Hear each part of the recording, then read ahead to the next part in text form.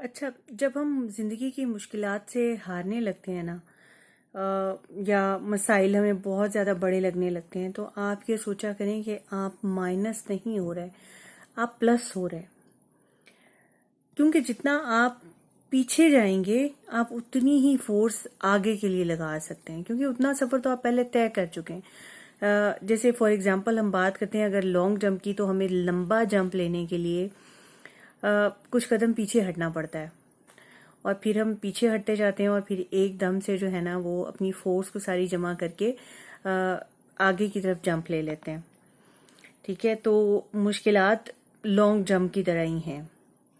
یاد رکھیں کہ جتنا پیچھے جایا جا سکتا ہے اتنا اس سے کہیں زیادہ آگے جایا جا سکتا ہے. ہر وہ رکاوٹ، ہر وہ فورس جو آپ کو پیچھے دھکیلے، وہ آپ کو آگے بڑھنے میں اتنی ہی مدد دے سکتی ہے. جیسے اقبال نے کہا ہے نا، علامہ اقبال نے، تندیے باد مخالف سے نہ گھبرائے عقاب، تندیے باد مخالف سے نہ گھبرائے عقاب، یہ تو چلتی ہے تجھ کو اونچا اڑانے کے لیے. آپ کی مشکلات کے نام ایک قطعہ یا 4 لائنیں.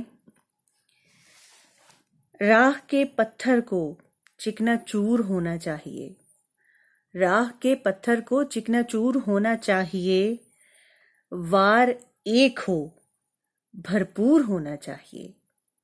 راہ کے پتھر کو چکنا چور ہونا چاہیے، وار ایک ہو بھرپور ہونا چاہیے. صرف اتنا ہی نہیں وہ ہار مان لے، صرف اتنا ہی نہیں وہ ہار مان لے، وہ ہمارے سامنے مجبور ہونا چاہیے.